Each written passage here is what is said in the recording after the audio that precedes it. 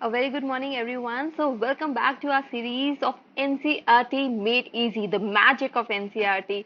So, yes, here at Sankat Mochem for General Awareness, we are starting this particular series जिसका नाम है NCRT Made Easy. So again, जैसे कि नाम ही clear कर देता है कि हम लोग यहाँ पर आपको ऐसे समझाने वाले हैं एनसीईआरटी को that it will become a cake walk for you. तो बिकॉज अगर आप देखें हमारे वीडियोस तो अभी तक हम लोगों ने 3 लेक्चर्स कर चुके हैं. अगर आप देखें तो आपको समझ में आएगा कि हम लोग कवर कैसे कर रहे हैं.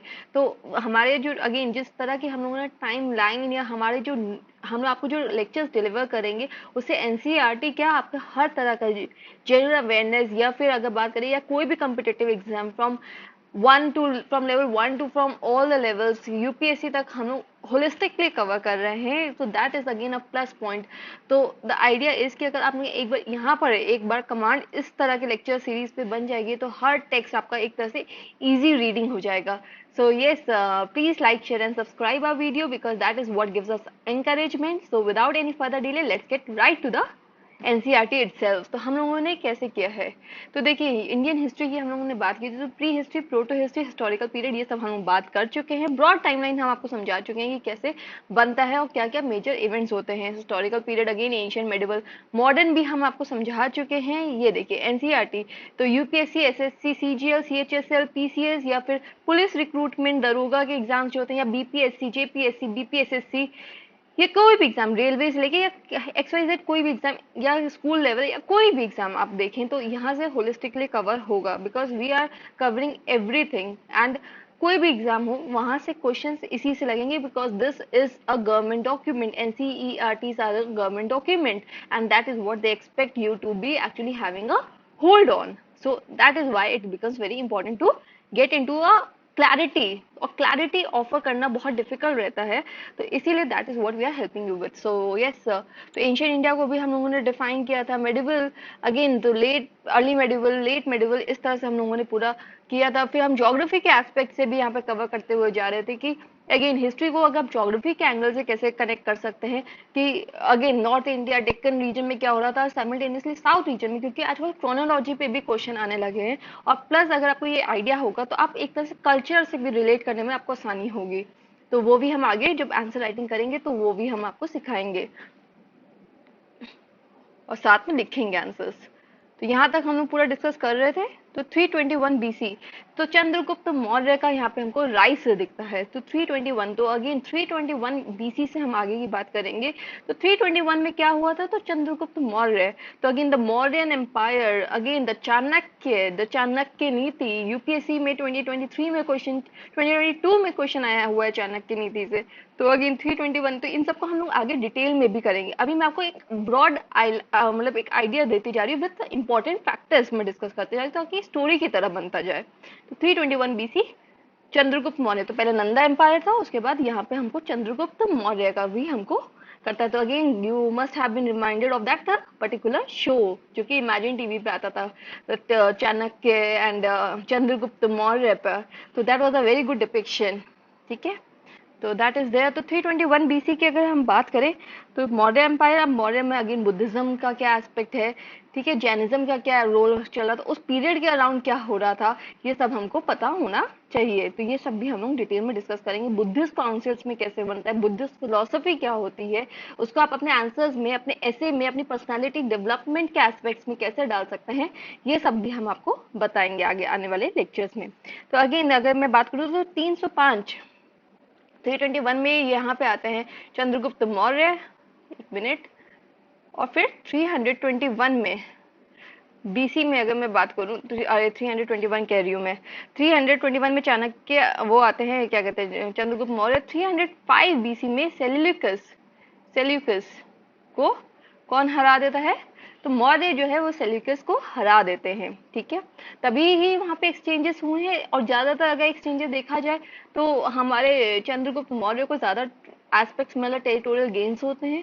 तो दैट अगेन एस्पेक्ट तो यहाँ पे ये हटा देते हैं, इनको हरा देते हैं. तो इट बिकम्स इंपॉर्टेंट. यहाँ पे टेरिटोरियल पावर मौर्यंस की ऑथेंटिक रूप से हमको स्टैब्लिश होता हुआ दिखती है. इसके बात करे जाए तो फिर हम लोग बात करेंगे क्या कि 273 273, ये क्योंकि इंपॉर्टेंट ईयर हो जाता है 273 से 232 बीसी। ये डेट बहुत ज्यादा इंपॉर्टेंट है, क्यों? क्योंकि यहाँ पे कौन आया था? Ashoka the great.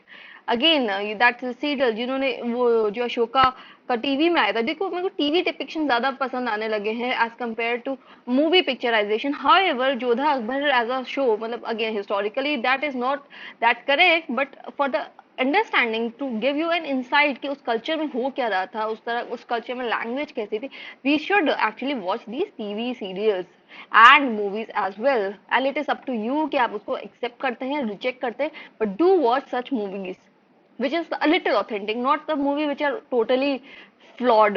ओके तो 273 से 232 बीसी डेट बहुत इंपॉर्टेंट हो जाती है। तो 321 में चंद्रगुप्त मौर्य, और उसके बाद अगर आपको 305 नहीं भी याद रखना मत करिए। 273 से 232 BC Ashoka, Ashoka the great. Again इनकी फिलोसफी हम देखेंगे कि कैसे एक मतलब कि एक एक्सपेंशनिस्ट पावर से ये बनते हैं किसकी तरफ? अगेन द आइडिया ऑफ धम्मा, ठीक है?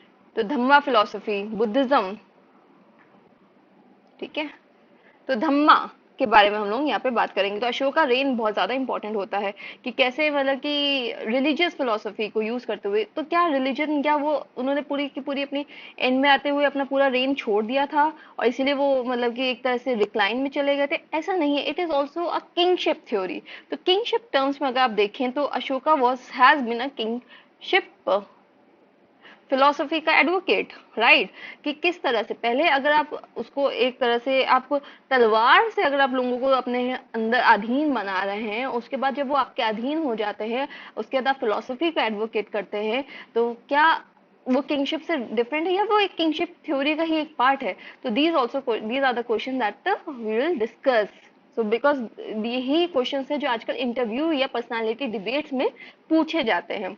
तो किंगशिप थ्योरी, तो यहाँ पे हम अशोका की बात करेंगे कि कैसे उन्होंने आए, उनका क्या टेक था, या फिर उनका धम्मा का क्या फिलोसफी था, धम्मा अगेन बुद्धिज्म का क्या रोल रहा है, ये सब हम लोगों को बात करनी होगी, ये सब हम करेंगे। सो अगेन यहाँ पे हम लोग टाइमलाइन डिस्कस करें तो 273 बीसी से 232 बीसी। इसके बाद अगर बात करें तो मेजर इसमें भी 261, अगर मैं बाइफर्केट करूँ तो 261, तो ये जो कलिंगा की हम लोग बात करेंगे धम्मा फिलोसफी में कैसे शिफ्ट हो रहा है, तो कलिंगा वॉर सबको पता है। शाहरुख खान करीना कपूर की भी एक शायद से मूवी आई थी बहुत पहले, तो वो भी आप देख सकते हैं। Again not very historical but still just for the masala kind of element you can watch such movies.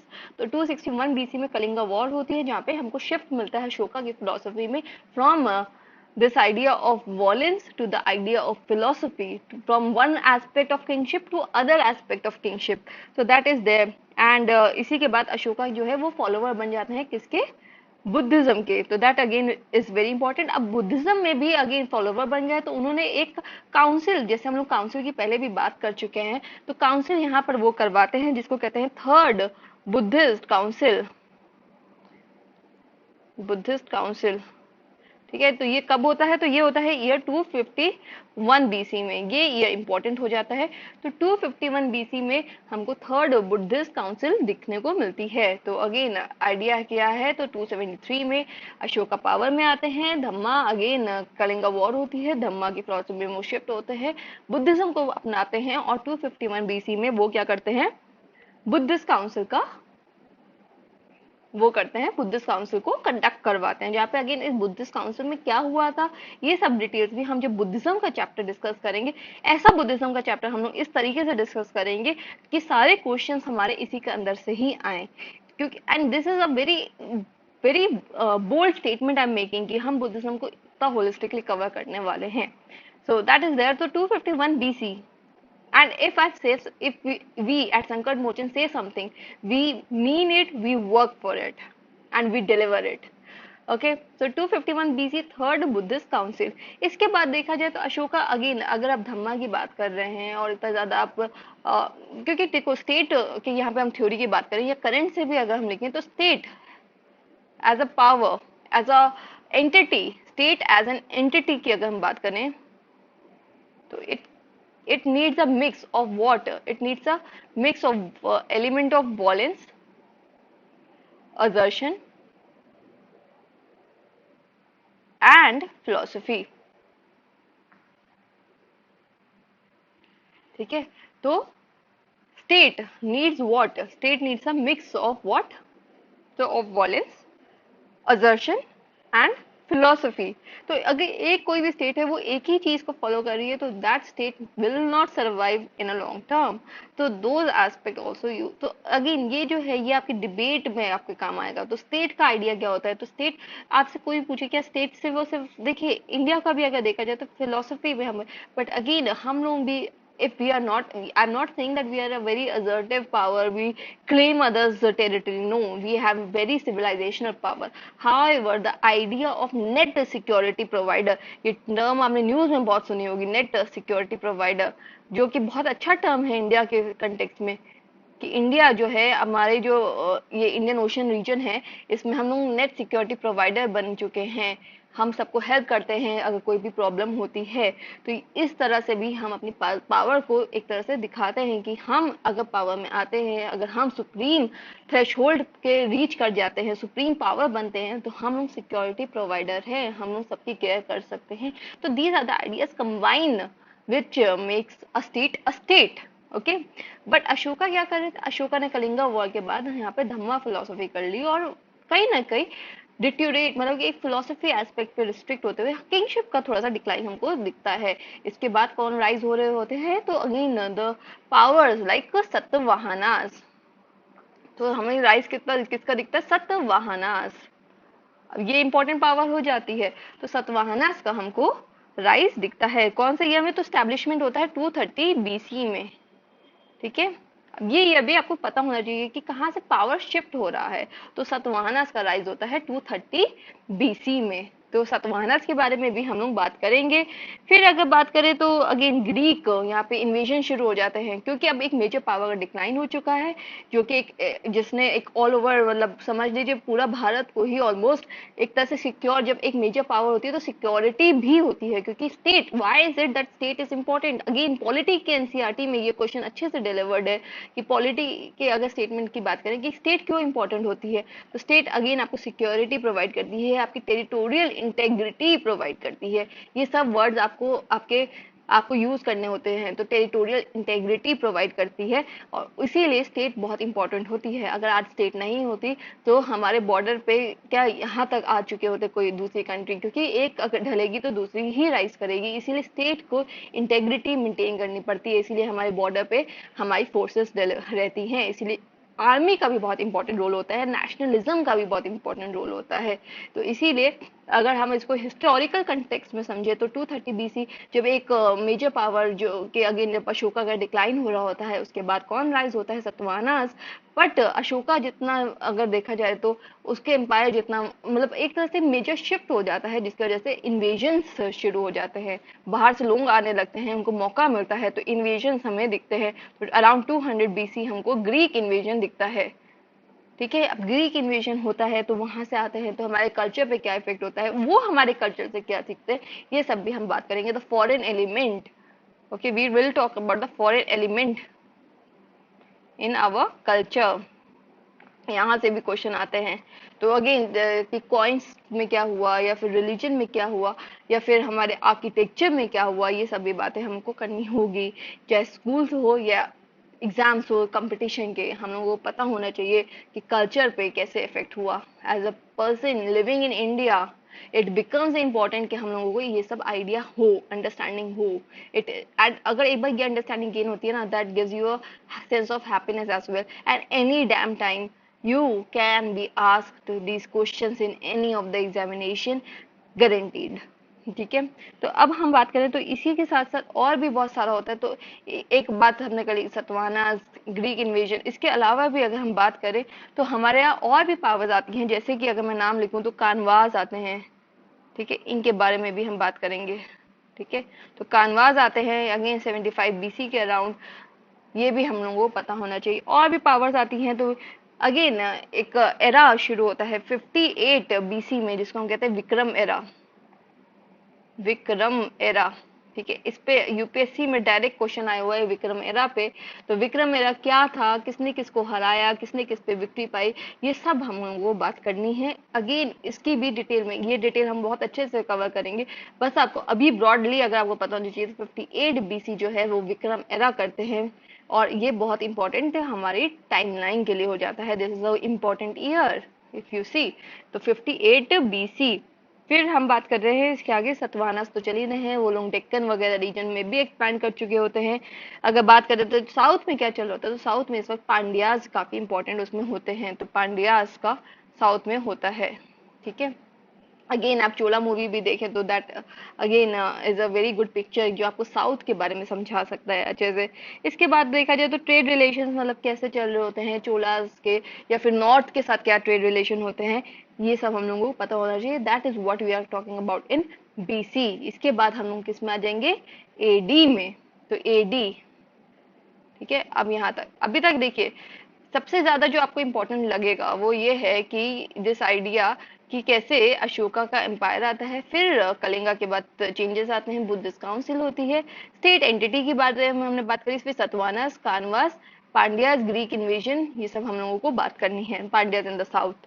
And इसके बाद करें तो एडी में हम लोग बात करेंगे तो अगेन कि कैसे कैसे चेंजेस आ रहे थे, बाहर से कौन लोग आ रहे थे, इसको हम लोग एडी में कंटिन्यू करेंगे। तो यहाँ पर हम लोग अपने आप को, यहाँ पे हम लोग ये लेक्चर को कंप्लीट करते हैं। ठीक है, तो यस, तो यहाँ पर आपने मेजरली समझा क्या, तो आपने स्टेट का आइडिया समझा, जो कि हम पॉलिटी के एनसीईआरटी जब डिस्कस करेंगे तो वहां पे हम आपको अच्छे से समझाएंगे।